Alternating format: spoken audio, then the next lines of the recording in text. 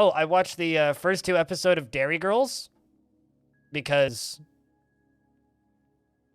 that show's good. And half of the first season of Deep Space Nine on space, or not on space, on the plane. While I was flying, that's what I was looking for. DS9 still good show. Still a good show. But yeah, sorry Quebec, your beer sucks. Let's play Dwarf Fortress. So we are in the year 400 of Longdeath, which means this fortress is 400 years old. If you want the save file, ! Longdeath in the chat, or if you're watching on YouTube, it should be in the description unless I forgot. Were you just speaking of ice cream? So Dairy Girls takes place in the town of Derry in Northern Ireland. It's like a, I think it's, maybe, I'd call it a sitcom, sort of. It's just an extremely Irish-like family comedy. Extremely Irish, like to the point where it's just funny listening to them talk, and it's a very well done show. When you were in Switzerland in 2016, you spoke to a cashier in English for 15 minutes until we accidentally discovered that she was from Ukraine too. Oh, and then you just like swapped. You enjoyed your recent rewatch? It's been a long time. It's been maybe a decade since I rewatched DS9. I don't think I've ever seen the final season of DS9. So I will be watching through it over the next little bit. Next Generation is a jam. If I had to say, I think I prefer DS9 as a show, like the whole show. I think I prefer, but Next Generation has individual episodes that I like more than like anything else on television ever. Like it just in general. The one that you recommended. I need to get a third one. They have a 144 hertz version of that monitor, and I need to get that monitor. All right, so living in the fortress currently is Dragon, Letharticus, Lulem, Katsu, Anonymous, Anthony, the Squid, Malden, Merc, Red Octobear, Bloodcat, Disco, the third, Diamond Destruct, Massive, Volleylol, Tygo, the third, Zindros, Stone, Hoshan, Rory, Blue Space Weeb, Paranoid Metroid, Zatsuki, Tele B, the second, Frog, Arch, Jimmy Tibby, Radio Free Olive, Mist, Wait What, and Banana, and of course at the bottom, Navy. Fun times, your junior Academy of Sciences had organized a trip to CERN back then, and you got to see the vertical service tunnel for one of the detectors. Ooh. I don't know what CERN is, but that sounds fun. How are you still alive? I thought you would croak, but Tele, the mayor, is currently, I think, as old as a dwarf can possibly be. Yes, 170 years old. This isn't the first time this has happened. Oh, I know what a Large Hadron Collider. I didn't realize that was another term. Like, if you said Hadron Collider, I would know what you're talking about, but I didn't realize that was the name of the organization that ran the Hadron Collider. Ah, okay. Gotcha. Too many acronyms. LHC. Also, LHC is a band I know. Ah.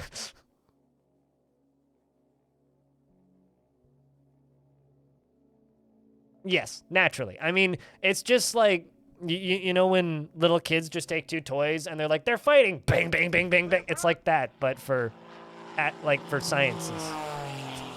Well, sciencers. Yeah, that's the word. When will we build a Large Hadron Collider in DF? I think that I know somebody basically did that, except what they were doing was they had catapults and they were firing dwarves out of a catapult not catapult. They had a dwarf launcher, which they made out of minecarts and a bunch of repeaters, and they were firing dwarves at the side of the map to try and get them off the side of the map.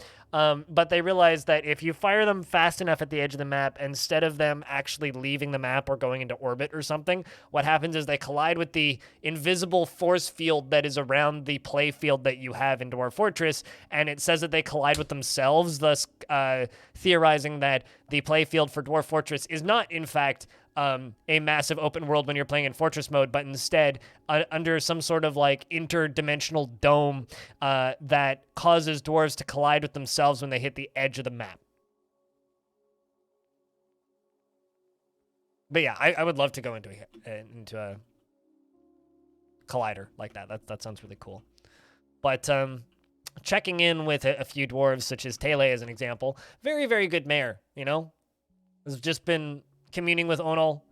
Has been bored after a lack of abstract thinking and didn't feel anything after being able to wander, but feels a lot of empathy. Has had 5 kids.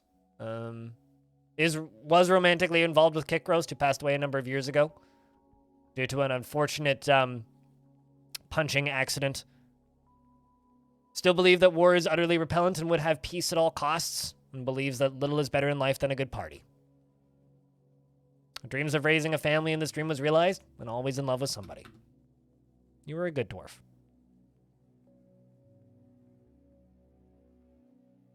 The Truman Show for dwarves. Yeah, I don't think you could actually get things moving fast enough in Dwarf Fortress to make a Hadron Collider.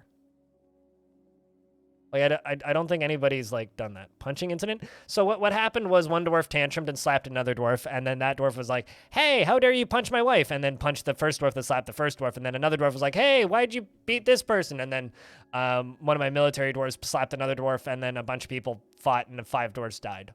It was a very sad time. This is why it's bad to have dwarves that are married to, like, 15 other dwarves, or not married, but in relationships with tons of other dwarves, because if somebody in that relationship tantrums and punches somebody else, then they all just, yeah, it was like a little mini spiral between like one family group, because Kikros, that dwarf that the mayor was a partner with, was romantically involved with like 8 or 9 other dwarves. It's also really bad because it stops them from having babies because they're just like romantically involved with so many people that they don't really ever, because they only have babies with the one that they're married to.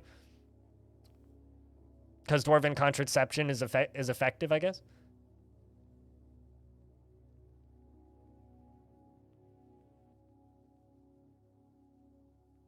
But, you know.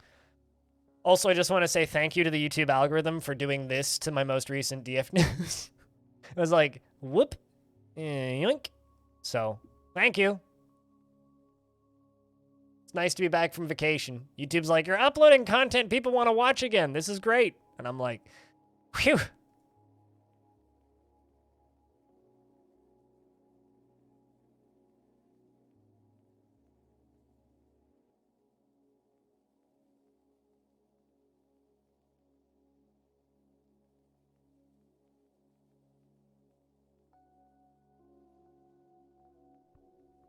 The thing was on a scheduled service, so you got to stand in places where radiation is too high during operation. That is rad, dude. Sounds like a fun experience. Current count of the population is 28, which is kind of bad. We are super duper low. So we're currently on a dwarves, we need to make babies point. All of the puns. Don't worry about puns. All of the puns are permitted and, in fact, encouraged.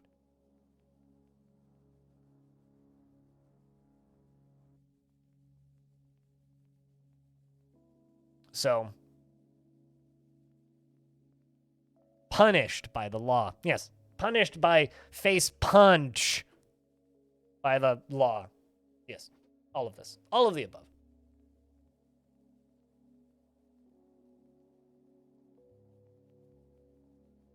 Chilled tavern party stream? Pretty much, yeah. I mean, that's like the best way to return from, you know, a vacation for a streamer, right? So chat, since I've been gone for 2 weeks, what have you guys been up to? Aside from like, you know, losing faith in humanity and wanting to, you know, travel to another planet or dimension as soon as possible, which is how I've been doing the past week while on vacation. Aside from that bit, things have been pretty good, I would say. They've been pretty good.